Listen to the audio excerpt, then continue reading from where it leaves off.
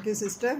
నాకు ఈ సమయము దేవుడు ఇచ్చినందుకు గ్రూపులో ఉన్న వారందరికీ కూడా నా హృదయపూర్వక వందనాలు చెల్లించుకొంచున్నానండి. ఈరోజు నేను గ్రూప్లో ఒకటి పోస్ట్ చేశాను, ఎవరైనా చూసారా?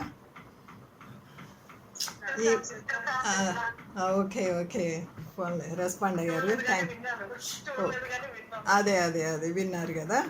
సో స్త్రీలు మృతులైన తమ వారిని పునరుద్ధానం వలన మరలా పొందుకున్నారు. ఎవరండి వారు? Very good very good, hallelujah. చూసారా? Very good very good. ఇంకా very good very good. Tabitha, very good.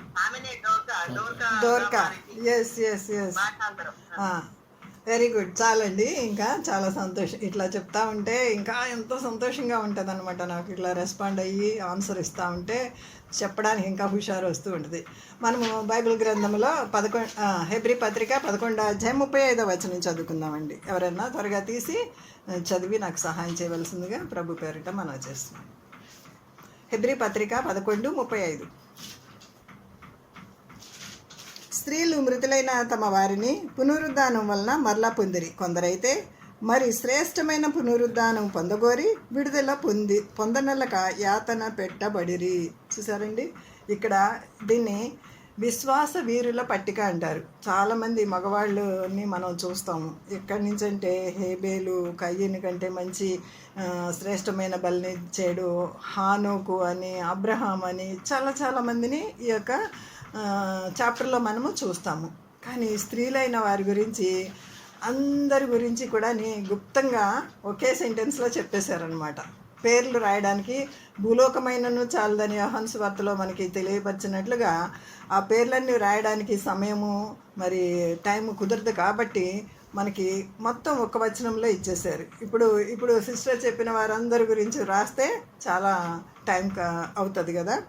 మనం ఎవరు స్త్రీలు మృతులైన తమ వారిని పునరుద్ధానం వలన పొందుకున్నారు అన్న దాని గురించి నేను ఈరోజు ఎంచుకున్న పాఠ్యము ఏంటంటే 2వ రాజుల గ్రంథము 4వ అధ్యాయం 8వ వచనంలో ఒక ఘనురాలైనటువంటి స్త్రీ ఉంటుందండి.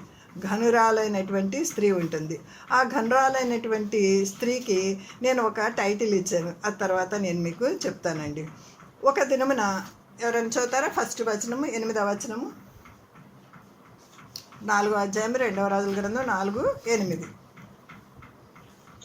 ఒక దినమున చదవమ్మా.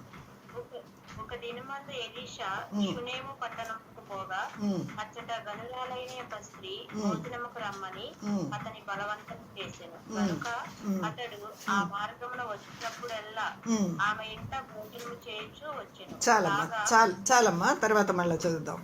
ఒక దినమున ఎలీషా ఏం చేశాడంటే షూనేం పట్టణమునకు పోగా అచ్చట ఘనురాలైన ఒక స్త్రీ. చాలామంది పేర్లు వ్రాయబడలేదండి. ఈమె పేరు టైటిల్ ఏమని ఇచ్చారంటే ఘనురాలు. ఎందుకంటే ఈమె ఉన్నతమైన స్థితిలో ఉన్నటువంటి ఆమె అనమాట. అందుకని ఈమెకి ఘనురాలు అనేటువంటి టైటిల్ ఇచ్చారు.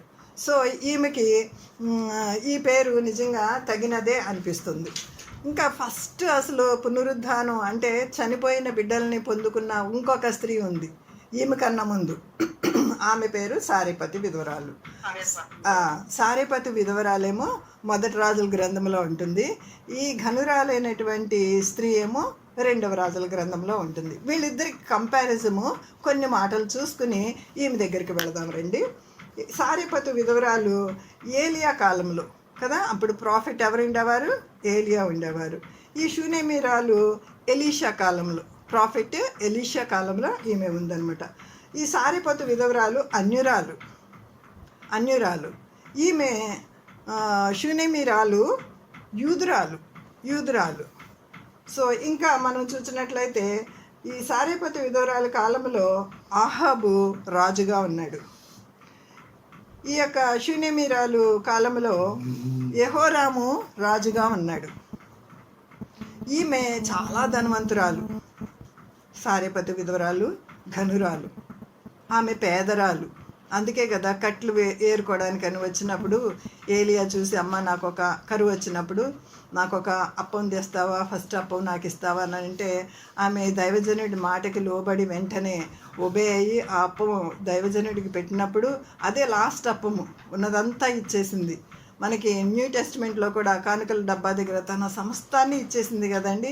ఇందాక సిస్టర్ చెప్పిన ఆ యొక్క టెస్ట్ మనీలో చాతనైనంత వరకు సహాయం చేస్తూనే వచ్చారు సిస్టర్. టెస్ట్ మనీలో నేను గమనించింది, ఎవ్వరు చేయి చాపి అడిగినా సరే నో అనరు. ఆమె ఇక్కడ 2 కాసులు వేసిన ఆమె అయితే సమస్తమే ఇచ్చేసింది. ఇక్కడ కూడా పేద విధవరాలైనటువంటి సారేపతు సమస్తం ఇచ్చేసింది. మీరు నేను కూడా దేవుని కొరకు ఏదైనా ఇద్దాము, దేవుని కొరకు. మనీ రూపంలోనే కాదండి, మనీ కాదు నేను చెప్పేది, ఇంకేదైనా సమయము. మనకి యాక్ట్స్ అనేసి ఒకటి ఉంటుంది మన యొక్క జీవితంలో. మనము త్రిబుల్ అంటే 3 రోజెస్ టీ అని అంటాం కదా. టైం ఇవ్వాలి, ట్రెజర్ ఇవ్వాలి, తర్వాత టైము, ట్రెజర్, ఇంకొకటి టెస్ట్ మనీ కూడా మంచిది ఉండాలన్నమాట. ఈ 3 కూడా చాలా ఇంపార్టెంట్. ఈ 3 దేవునికి ఇవ్వాలండి మనం. అయితే ఈ శూనేమిరాలు ఘనరాలు అనేటువంటి ఆవిడ ఎంత చక్కని స్వభావం అంటే, ఆ యొక్క ఎలీషా గారు వస్తూ పోతూ ఉన్నప్పుడు ఆయన గొప్ప దైవజనుడని, ఆయన ప్రాఫిట్ అని ఆయన గురించి ఇట్టే గమనించేసింది. మనకి 31 సామెతల గ్రంథంలో ఒక చక్కని మాట ఉంటుంది, జ్ఞానవంతురాలు గురించి. 31వ సామెతల గ్రంథంలో చాలా విషయాలు ఉంటాయి. ఆమె అందరి నడతలను కనిపెడుతుందంట. బహుశా ఈయన నడతను కూడా కనిపెట్టిందేమో. ఈయన పెద్దవారైపోతున్నారు, ఈయన అటు ఇటు తిరగలేకపోతున్నారు, మనం ఈయనకి కొంచెం చిన్న గది కట్టించి అక్కడ ఒక బల్ల, పీట, దీపము, ఆయన కొరకు ఒక మంచము, ఇవన్నీ రెస్ట్ తీసుకోవడానికి ఒకటి ఏర్పాటు చేద్దామని ఫస్ట్ ఈమెకి తలంపు వచ్చింది. కానీ తలంపు వచ్చినప్పుడు ఏం చేయాలి? కరెక్ట్గా ఈరోజు పద్మ సిస్టర్ చెప్పినటువంటి సాక్ష్యానికి చక్కగా సూట్ అవుతుంది. దేవుడు పరిశుద్ధాత్మ దేవుడు, తన మనసులో ఏముందో నాకు ఇంతవరకు తెలియదు కదా, మనం ఫస్ట్ టైం విన్నాము. ఇదైతే నేను ప్రిపేర్ అయ్యిందనమాట. అయితే ఆయన కోసము హెల్ప్ చేయడానికి చూడండి, ఈమె ముందు భర్తను సంప్రదిస్తుంది. ఏమండి, ఆయన దైవజనుడు చాలా మంచివారిలాగా ఉన్నారు, ఆయన కోసం మనం ఇలా చేద్దామా అండి అంటే ఆయన వెంటనే ఓకే చెప్పారు. ఓకే చెప్పబట్టే వెంటనే వారు అన్నీ కూడా ఆయనకి సమకూర్చారనమాట. అక్కడికి వస్తూ పోతూ ఉన్నప్పుడల్లా ఈ దైవజనులు ఈమెను కూడా గమనించి, ఈమె మనకి ఇంత చక్కగా అన్ని సదుపాయాలు చేస్తుంది కదా. ఈయనకు ఒక శిష్యుడు ఉంటాడు, మనకు తెలుసు కదా, గెహాజీ. ఈమెకి ఏం కొరత ఉందో అడుగు, ఆమె కోసం మనం అది ప్రార్థన చేస్తే దేవుడు ఇస్తారు కదా అని అడిగినప్పుడు ఆమె అని గెహాజీ వెళ్ళి అడుగుతాడు. అడిగినప్పుడు నాకేమి కొరత లేదు, నాకు సమస్తము కలిగి ఉన్నాను, నేను నా ఫ్రెండ్స్ అందరూ కూడా రిచ్ పీపుల్, నాకేమి అవసరత లేదు అని చెప్తుంది అనమాట. అని చెప్పినప్పుడు ఇంకోటి ఈ గెహాజీ ఒకటి గమనిస్తాడు, ఆమె చూస్తే పెద్దావిడలాగా ఉంది, వాళ్ళ ఆయన ఇంకా వృద్ధుడిలాగా ఉన్నాడు, ఆమెకి పిల్లలు లేరయ్యా అని చెప్తారనమాట. అప్పుడు ఆమెను పిలిపిస్తారు. ఆమెను పిలిపించినప్పుడు నేను షార్ట్గానే ఇస్తున్నానండి మెసేజ్, ఎందుకంటే మనకు సమయం కొంచెం తక్కువగా ఉంది కాబట్టి నేను ఎక్కువ లెందీగా చెప్పను, 20 minutesలో నేను ముగించేస్తాను. సరే, అయితే ఆమె వచ్చి ఒకసారి 15వ వచనం చూడండి, 14వ వచనం, 4వ అధ్యాయము 2వ రాజుల గ్రంథము 14వ వచనం చదువుతారా? ఎలీషా ఆమె నేనేమి చేయగోర్చున్నానని వాణ్ణి అడుగగా గెహాజీ ఆమెకు కుమారుడు లేడు, మరియు ఆమె పెనిమిటి ముసలవాడని అతనితో చెప్పెను. అందుకతడు ఆమెను పిలువమనగా వాడు ఆమెను పిలిచెను. ఆమె వచ్చి ద్వారమందు నిలవగా, స్టార్ మార్క్ వేసుకోవాలండి, ఇల్లు ఆమెదే కదా. సేవకులు వచ్చారు, మనమైతే ఇప్పుడు ఏం చేస్తాం, సేవకులు సోఫాలో కూర్చోబెడతాం, మనం కూడా సోఫాలోనే కూర్చుంటాం కదండి. ఆమె ఏం చేసిందో చూడండి. ఆమె వచ్చి ఆమె ఇంట్లోనే ఆ దైవజనునికి ఆమె ఇచ్చినటువంటి రెస్పెక్ట్ చూడండి. ద్వారమున నిలువబడగా. ఆ కాలంలో ఇంకా ఎక్కువ రెస్పెక్టబుల్గా ఉండేవాళ్ళు కదా. ఇప్పుడంటే అందరూ సమానత్వం అని అంటున్నారు. కాబట్టి ఆమె ఎంత చక్కగా వచ్చి ద్వారబంధంలో నిలిచింది. యెహోవా యందు భయభక్తులు కలిగి ఉండుట జ్ఞానమునకు మూలమండి. ఈమె ఎంతో తన నోరు తెరిచినప్పుడే ఆమె జ్ఞానవచనాలు బయటకు వస్తూ ఉన్నాయండి. ఆమె ద్వారమందు నిలిచి ఉన్నప్పుడు ఎలీషా ఏమంటున్నాడంటే, మరుసటి ఏట ఈ ఋతువున నీ కౌగిట కుమారుడు ఉండునని ఆమెతో చెప్పాడు.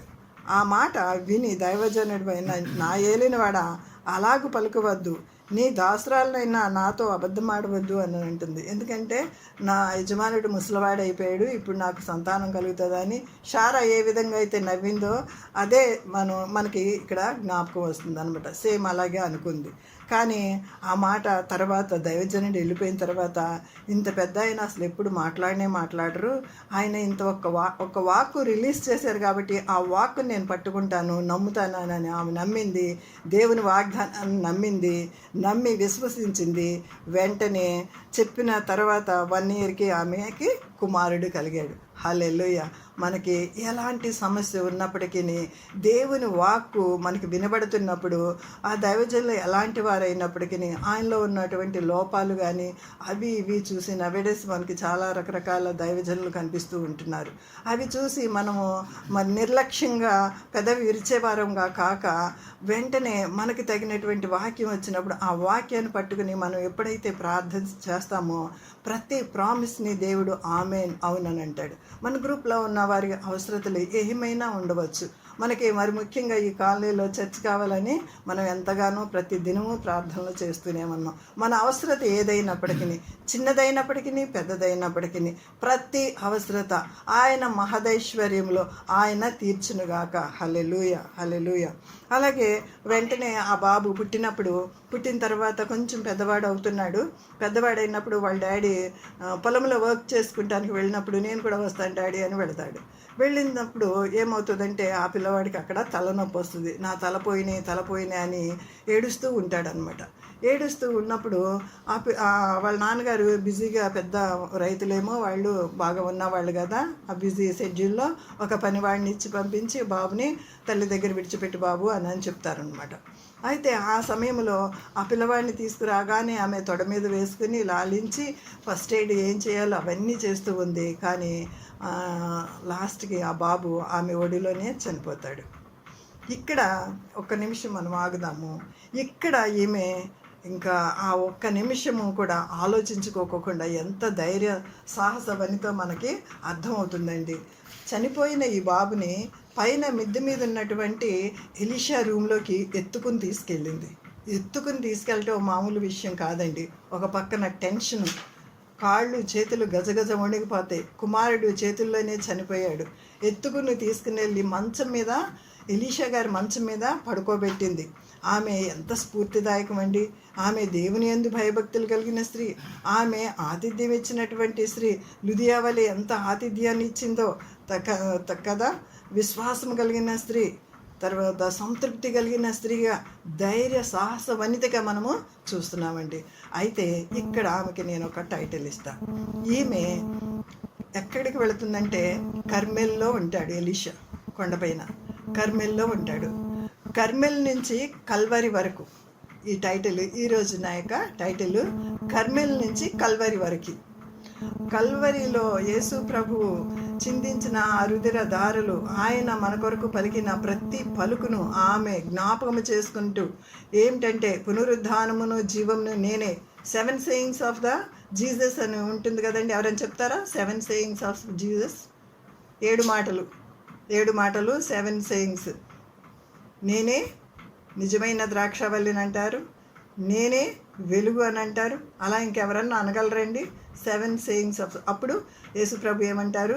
నేనే పునరుద్ధానమును జీవమును నేనే అని అంటారు కదండి. అలాంటి మాటలు ఆమె పట్టుకుందండి. అవి చూసుకుంటూ కర్మెల్ నుంచి కల్వరి వరకు ఆమె ప్రయాణం మొదలుపెట్టింది. అంటే కుమారుని పైన అక్కడ రూమ్లో పడుకోబెట్టేసింది.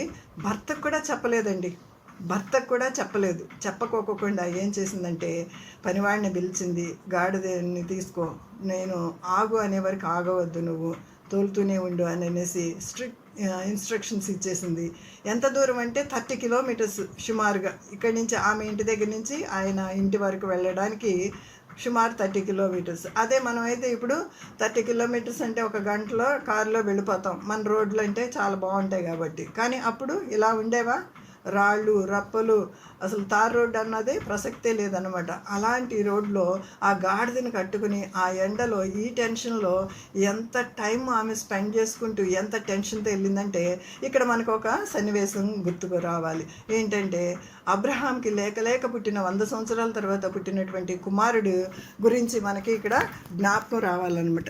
లేక పుట్టినటువంటి ఆ కుమారుడిని ఆయన ఏం చెప్పారు, నీకు ఏకైక కుమారుడిని నాకు బలిగా ఇమ్మన్నప్పుడు భార్యకు కూడా చెప్పలేదండి, ఏమి కూడా భర్తకు కూడా చెప్పలేదు. వెంటనే ఇంకా పనివాడిని తీసుకుని ఆ యొక్క పర్వతానికి వెళ్ళేటప్పుడు 3 రోజులు ప్రయాణం అంట ఆయనది 3 రోజులు ప్రయాణం. ఎంత టెన్షన్ పడిపోయాడో, అయ్యో నా కుమారుడు ఇప్పుడు వారికి అల్లారు ముద్దుగా నేను చూసుకున్నానే పెంచుకున్నానే, అసలు ఎందుకు ఇచ్చారు నాకు, ఇచ్చి వాగ్దానం చేసి ఇచ్చి మళ్ళీ ఇలా తీసుకుంటాడా అని మనసులో ఏమేమి వచ్చిన సందేహాలు మనకు తెలియదు. కానీ అసలు దేవుడు ఇమ్మన్నాడు ఇవ్వాలి అంతే, అదొక్కటే ఆయనకి తెలుసు. ఎందుకంటే రాళ్ళు చెప్పి రాయి నువ్వు నాకు పిల్లలు ఇవ్వంటే కూడా నా దేవుడు ఇవ్వగలడు అని అంతగా పిచ్చిగా నమ్మాడట.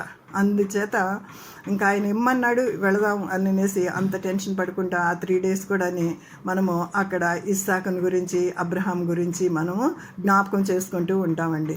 అయితే ఇక్కడ ఈమె కూడా అంత టెన్షన్లో పెడుతుందండి. వెళ్ళిన తర్వాత అసలు భర్తకి అప్పుడు తెలుస్తుంది అనమాట. భర్త అప్పుడు ఈవినింగ్ అయిపోయి ఉంటుంది, అదే అక్కడికి పొలంలో నుంచి ఇంటికి వచ్చి ఉంటారు.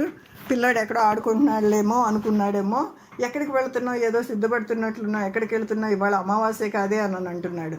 అంటే అమావాస్య కాదే అని అంటే ఈమె ప్రతి ఆదివారము ప్రేయర్కి వెళుతుందని అర్థం అన్నమాట. ఈరోజు ప్రేయర్కి వెళ్ళడానికి అక్కడ కర్మేల్ పర్వతానికి వెళ్ళడానికి ఈరోజు అమావాస్య కాదే అని వారి ఆ కాలంలో ఉన్న లాంగ్వేజ్ని బట్టి అని అడుగుతున్నాడు. కానీ ఆమె ఒక చక్కని సమాధానం ఇస్తుందండి. నిజంగా మనం కూడా మన భర్తలు ఏదైనా అడిగినప్పుడు నిజంగా చక్కని సమాధానం, ఇలాంటి సమాధానం ఇవ్వట మనకి ఎంతో శ్రేయస్కరం అనమాట. ఏమంటుందంటే నేను పోవుట మంచిది మంచిది. నిజంగా ఈ మాట అండర్లైన్ చేసుకోవచ్చు. నేను పోవుట మంచిది అంటే ఒకవేళ భర్త ఇంత విశ్వాస అయ్యి ఉండకపోవచ్చు.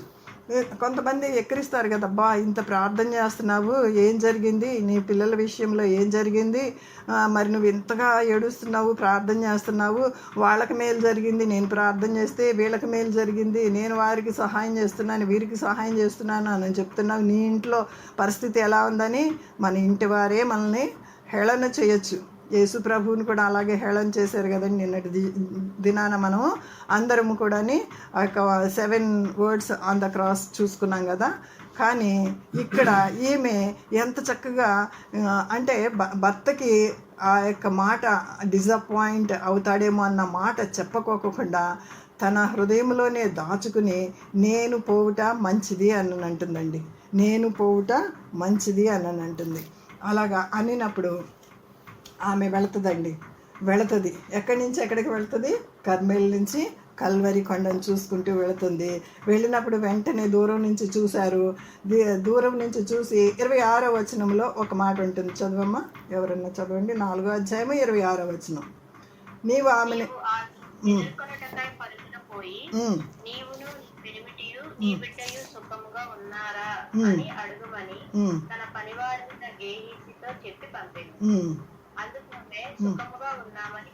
హల్లెలూయా, చాలండి. హల్లెలూయా, సుఖముగా ఉన్న ఎంత నమ్మిందండి. నమ్ముట నీ వలనైతే నమ్మువానికి సమస్తము సాధ్యమే అని చెప్పారు కదండి. దేవుని వాక్కుని నమ్మింది, బలపడింది. ఇంకా ఒకటే దీక్షతోటి నా ప్రభువు నాకు సహాయకుడు అని నమ్మింది. వెంటనే ఇంకా ఆమె బయలుదేరి ఏమంటుంది, అడిగినప్పుడు ఏమంటుంది, సుఖముగా ఉన్నాము అని అంటుంది. ఒకసారి 94వ కీర్తన 19వ వచనం చూడమ్మా, ఒకసారి 94వ కీర్తన 19వ వచనము.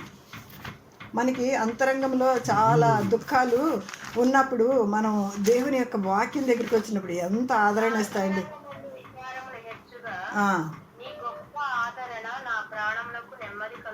హల్లెలూయా, హల్లెలూయా. మన అంతరంగంలో విచారం ఉన్నప్పుడు ఆయన మాటలు దగ్గరికి మనం వచ్చినప్పుడు, కీర్తన గ్రంథం కానీ ఇంకేదన్నా దేవుని వాక్యం దగ్గరికి వచ్చినప్పుడు ఎంత ఆదరణ దొరుకుతుందంటే ఆ వాక్యాన్ని పట్టుకుని నేను అనేక సార్లు నేను దేవుని ప్రార్థించాను, జవాబులు పొందుకున్నాను. అయితే మరి ఈమె కూడా ఎంతగా నమ్మిందంటే, నమ్మి విశ్వాసం ఉంచి ఆమె వెంటనే ఏం చెప్తుంది, సుఖముగా ఉన్నాము అని చెప్తుంది. పిమ్మట ఆమె కొండ మీదనున్న దైవజనుడికి వచ్చి అతని కాళ్ళు పట్టుకొనెను. హల్లెలూయా. అవసరతలో ఉన్నప్పుడు మనము కాళ్ళు పట్టుకోవాల్సిందే. మరి ఏం చేసిందండి, ఉత్తమమైన దాన్ని ఎన్నుకుంది. అదే సమయంలో యేసుప్రభు దగ్గర ఉత్తమమైన దాన్ని ఎన్నుకుందని మంచి యొక్క సర్టిఫికేట్ పొందుకుంది. సర్టిఫికేట్ పొందుకున్న తర్వాత ఏం చేస్తుందంటే, హల్లెలూయా హల్లెలూయా.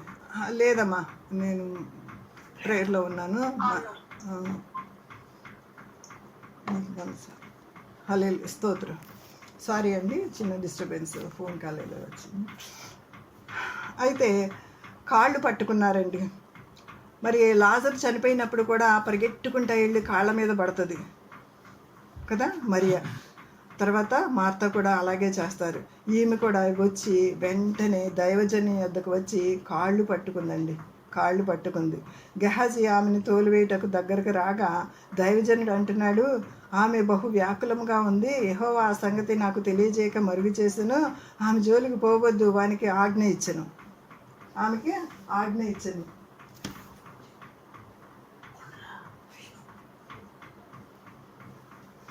అయితే ఆజ్ఞ ఇచ్చినప్పుడు ఏం చేస్తుందంటే, ఆమె వచ్చేసి కాళ్ళ మీద పడినప్పుడు వ్యాకులంగా ఉందని దైవజనునికి తెలిసినప్పుడు, అయితే ఆ సంగతి నాకు దేవుడు మరుగు చేసిన, ఆమె జోలికి పోవద్దని ఆజ్ఞ ఇచ్చాను. అప్పుడు ఆమె, కుమారుడు కావాలని నేను నా ఏలినవాడవైన నిన్ను అడిగితున్నా? ఒకే ఒక క్వశ్చన్ వేసింది. కుమారుడు కావాలని నేను అడిగానయ్యా, నన్ను భ్రమ పెట్టవద్దని నేను చెప్పలేదా అని అతనితో మనవి చేయగా, అతడు, నీ నడుము బిగించుకుని నా దండము చేత పట్టుకుని పొమ్ము. ఎవరైనాను నీకు ఎదురుపడిన ఎడల అతనికి నమస్కరింపవద్దు. ఎవరైనాను నీకు నమస్కరించిన ఎడల వారికి ప్రతి నమస్కారం కూడా నువ్వు చేయవద్దని చెప్పి ఆ బాలుని ముఖం మీద పెట్టమని గెహాజీకి ఆజ్ఞ ఇచ్చి పంపించాడు.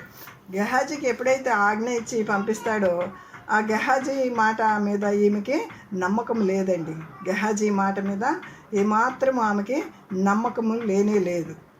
అయితే ఆ తల్లి ఏమంటుందంటే, తల్లి ఆ మాట విని, యెహోవా జీవంతోడు నీ జీవంతోడు నేను నిన్ను విడవనని చెప్పగా అతడు లేచి ఆమెతో కూడా పోయాను. మన ప్రార్థన ఎలా ఉండాలండి, మీరు వస్తేనే కానీ నేను కదలను, ప్రభువా నువ్వు ఈ కార్యం చేస్తేనే కానీ నీ పాదాలు వదలను. యాకోబు కూడా ఎబ్బేకు రేవు దగ్గర ఏమని ప్రార్థన చేస్తాడండి, నీవు నన్ను ఆశీర్వదించితేనే కానీ నేను నీ పాదాలు వదలను అని ఏ విధంగా అయితే ప్రార్థన చేశాడో, ప్రార్థనలో మనకు అన్ని విషయాల్లో పట్టుదల ఉంటుంది, అన్ని విషయాల్లో రోషాలు పౌరుషాలు అన్నీ ఉంటాయి, కానీ ప్రార్థన విషయంలో చాలాసార్లు మనము లైట్ తీసుకుంటూ ఉంటామండి. ఎప్పుడైతే మనము ప్రార్థన లైట్ తీసుకోకోకుండా దేవుని వాగ్దానాలు నమ్మి ఆయనకి లోబడి మనం ప్రార్థన చేస్తాము, అప్పుడు దేవుడు తప్పకుండా గొప్ప కార్యాలు చేయడానికి సామర్థ్యం కలిగినటువంటి దేవుడిగా ఉన్నానండి. నా జీవితంలో కూడా నేను అనేక విషయాలు అలా ప్రార్థన చేసుకుని పొందుకున్న విషయాలు అనేకం ఉన్నాయి. మా మమ్మీ జీవితంలో కూడా మమ్మీ మంచి ప్రార్థన వారియారు. ఆవిడ జీవితంలో కూడా అనేక విషయాలు ప్రార్థన జీవితంలో ఎన్నో విజయాలు పొందినట్టుగా ఆమె దగ్గర నుంచి నేను నేర్చుకున్నానండి. గొప్ప ప్రార్థన వారియర్ నా తల్లిదండ్రులు ఇద్దరు కూడా. నిజంగా ఇంకా వారి గురించి సాక్ష్యం చెప్పినట్లయితే నేను షార్ట్ కట్గా చెప్తున్నాను. ఆమె గురించి సాక్ష్యం చెప్పినట్లయితే ఇంకా చాలా టైం తీసుకుంటుంది. ఈమె ఏమి చేసిందో చూడండి. మరి మీరు వస్తేనే కానీ నేను కథలను యెహోవా జీవముతోడు అనేసి దేవుని ఆనపెట్టిందనమాట ఇక్కడ. సో అప్పుడు వెంటనే ఆయన కూడా బయలుదేరాడు. ఈయనకన్నా ముందు పరిగెట్టుకుంటా గెహాజీ వెళ్ళాడు. ఆయన ఏదో ట్రై చేసాడు కానీ ఆమె ఏమీ అవ్వలేదు. కానీ ఎలీషా ఆ ఇంట చొచ్చి 32వ వచనం చదువమ్మా, 32, 33. ఆ ఇంటికొచ్చి బాలుడు మరణమయ్యుండి తన మంచం మీద పెట్టబడి ఇండుట చూసి తానే లోపలికి పోయి వారిద్దరే లోపల నుండగా తలుపు వేసి యెహోవాకు ప్రార్థన చేసి మంచం మీద ఎక్కి బిడ్డ మీద తను దాచుకొని తన నోరు వాని నోటి మీదను తన కండ్లు వాని కండ్ల మీదను తన చేతులు వారి చేతుల మీదను ఉంచి బిడ్డ మీద పొరుగుగా పట్టుకొనగా ఆ బిడ్డ ఒంటికి వెంట పుట్టెను. హల్లెలూయా, హల్లెలూయా. చదువు. తాను దిగి ఇంటిలో యువతల నుండి యవతలకు ఒకసారి తిరిగి నడిచి మరలా మంచం మీద ఎక్కి వాని మీద పొరుగుగా పండుకొనగా బిడ్డ 7 మారులు తుమ్మి కళ్ళు తెరిచి. హల్లెలూయా. చాలమ్మా, చాలు, తర్వాత వద్దాము. అయితే ఇంకా వెంటనే ఈ విధంగా చేసినప్పుడు బిడ్డ బ్రతికాడండి. బిడ్డ బ్రతికినప్పుడు ఆమెకి సంతోషం మామూలు సంతోషం అండి. అప్పుడు గెహాజీని పిలిచి ఆ షూనేమిరాలని పిలుచుకునే, అంటే అప్పటికి ఆమెని పైకి రమ్మని చెప్పలేదన్నమాట. ఈయనొక్కరే లోపల గదిలో ఉండి ప్రార్థిస్తూ ఆ బిడ్డ గురించి ఈ విధంగా చేశారనమాట. రమ్మనగానే నీ కుమార్ని ఎత్తుకోమని ఆమెకు చెప్పాను. అంతటా ఆమె లోపలికి వచ్చి మళ్ళీ అతన్ని కాళ్ళ మీద సాష్టాంగపడి లేచి తన కుమార్ని ఎత్తుకొని పోయాను. హల్లెలూయా. ఎంత విజయం అండి! ప్రార్థనలో ఉన్నటువంటి విజయము ఇంకా దేనిలో మనకి ఒక ఆయన రాస్తారు కదా, ప్రార్థనా విజయాలు అనే బుక్ నేను చదివినప్పుడు. అయితే దానిలో రాస్తారు, యాటమ్ బాంబు కన్నా న్యూక్లియర్ బాంబు కన్నా ప్రార్థన అంట అంత పవర్ఫుల్ అంట. హల్లెలూయా. నమ్మిన వారు హల్లెలూయా చెప్పండి. హల్లెలూయా, హల్లెలూయా. మరి మనం ఏవైతే మనం దేవుని నామములు అడుగుతామో అవన్నీ మనము పొంది ఉన్నామని నమ్మాలి. అపనమ్మకంతో మనము ప్రార్థన చేయకూడదు అనమాట.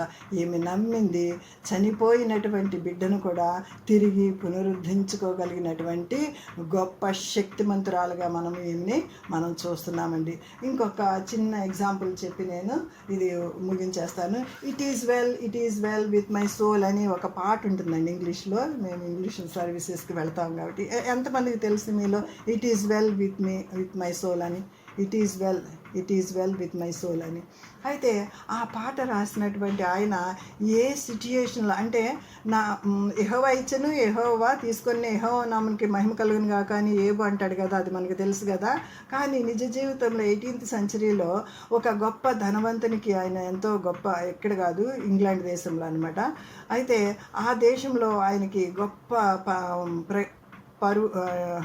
మంచి రిచ్ మ్యాన్ అనమాట. ఆయనకి అలాగున్నప్పుడు ఆయన పడవ దాటి వేరే ప్రాంతానికి వెళ్ళి అక్కడ సువార్త ప్రకటించాలి, అక్కడ సువార్త పని చేయాలి. అక్కడ డిఎల్ మూడీ గారు వస్తున్నారనమాట. ఆయన మీటింగ్ అటెండ్ చేయాలన్నమాట, కొంత టైం అక్కడ గడపాలి. అయితే ఆయనకి 4 కుమార్తెలు, భార్య. అయితే ఆ భార్యని పిల్లల్ని ముందు షిప్లో పంపించేసి మీరు ముందు వెళ్ళండి, నాకు ఈ పని 2-3 రోజులు అయిన తర్వాత నేను వచ్చి మీతో జాయిన్ అవుతాను, నాకు మీ టైంలో రావడానికి కుదరదా అని పంపించినప్పుడు ఆ షిప్, వాళ్ళు వెళ్తున్నటువంటి షిప్ మునిగిపోతుందండి. మునిగిపోయినప్పుడు కొంతమంది లైఫ్ బోట్స్ తోటి సేవ్ అవుతారు. ఈయనకు ఉన్నటువంటి 4 పిల్లలు కూడా ఆ స్పాట్లో చనిపోతారు. చనిపోయినప్పుడు ఆమె ఒక్కతే మిగిలి ఉంటుంది కదా, ఆమెకి ఇంకేం చేయాలో 4 పిల్లల్ని ఆన్ ద స్పాట్ మరి చనిపోయి కనీసం శవాలను కూడా తీసుకుని వద్దామా అన్నంత కూడా ఆమెకి చిక్కలేదనమాట. అయితే కొంచెం తేరుకున్న తర్వాత నెక్స్ట్ డే ఆయనకి టెలిగ్రామ్ ఇస్తుంది. 18th సెంచరీలో కదండి, ఇప్పుడులాగా SMS చేయడానికి ఉండదు, ఫోన్స్ చేయడానికి ఉండదు కదా. ఒక టెలిగ్రామ్ ఇస్తుంది, నేను ఒక్కదాన్నే మిగిలిపోయాను, పిల్లలు సముద్రంలో కలిసిపోయారని. ఆమె టెలిగ్రామ్ ఇచ్చినప్పుడు ఆయన ఆ టెలిగ్రామ్కి వెంటనే స్పందించి నేను వస్తున్నాను, నువ్వు ఏడకు, నువ్వు ధైర్యంగా ఉండు అనేసి ఆమెను ధైర్యపరిచి ఆయన మళ్ళా ఇంకొక షిప్లో 2-3 రోజులు పోయిన తర్వాత బయలుదేరుతారు. ఆమె ఏమైతే ఎక్కడైతే పిల్లలు చనిపోయారు అనేసి చెప్పిందో అదే స్పాట్లో వచ్చినప్పుడు ఆయన గుండె బ్రద్దలైపోయిందంట. ఆయన గుండె బ్రద్దలైపోయి అప్పుడు ఆయన రాసినటువంటి పాట అనమాట, it is well with my soul. మరి నాకు అంతా మంచి జరిగింది, ఏం కాదు, నా ప్రభువే ఇచ్చాను, నా ప్రభువే తీసుకొనేను అన్నట్లుగా ఆయన పాట రాసినప్పుడు ఆ పాట ప్రపంచమంతటా కూడా మరి ఎంతో ఫెమిలియర్ అయిందండి. ఆ కాలం నుంచి కొన్ని 100 సంవత్సరాలు 200 సంవత్సరాల నుంచి ఆ పాట ఇప్పటికీ ఇంగ్లీష్ వాళ్ళు పాడుకుంటూనే ఉన్నారు.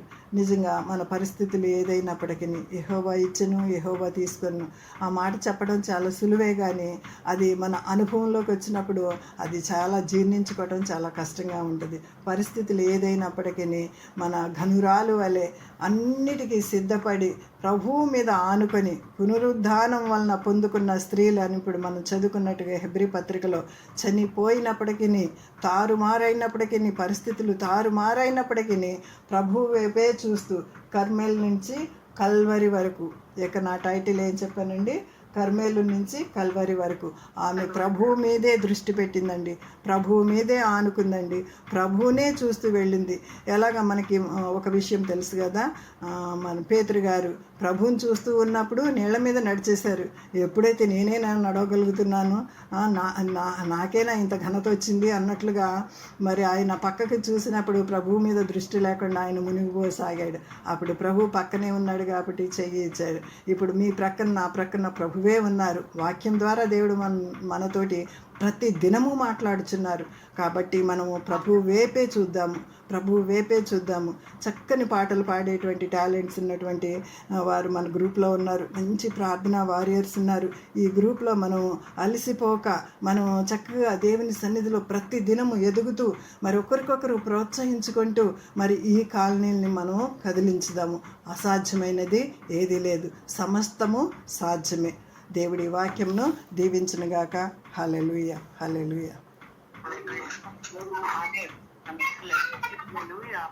భాగ్య సిస్టర్, ప్రార్థన శక్తి నాకు కావాలయా ఆచరణ పాడతారా? మొదటి చరణం భాగ్యలక్ష్మి సిస్టర్ మన సాంగ్ బుక్ లో ఉన్నది, 44th సాంగ్. త్వరగా ఆ యొక్క పాట మీరు అది తీసే లోపు మీరు నేర్చుకున్న కీ పాయింట్ మాత్రము దేవుని యొక్క కృప ద్వారా జ్ఞానము కలిగి భర్తతో ఏ రీతిగా మెలగాలో నేను ఈ అంశం ద్వారా ఎంతగానో నేర్చుకున్నాను. అండ్ ఏ రీతిగా ఒక మ్యాన్ ఆఫ్ గాడ్ ని రెస్పెక్ట్ చేయాలో, జ్ఞానం కలిగి మెలగాలో అది కూడా నేర్చుకున్నాను. ఇక పరిస్థితులు తారుమారైనప్పుడు నోటితో ఏది పలకాలా అనేది కూడా నేర్చుకున్నాను. ఈ రీతిగా ఎన్నో నేర్చుకున్నాను దేవుని కృపలో.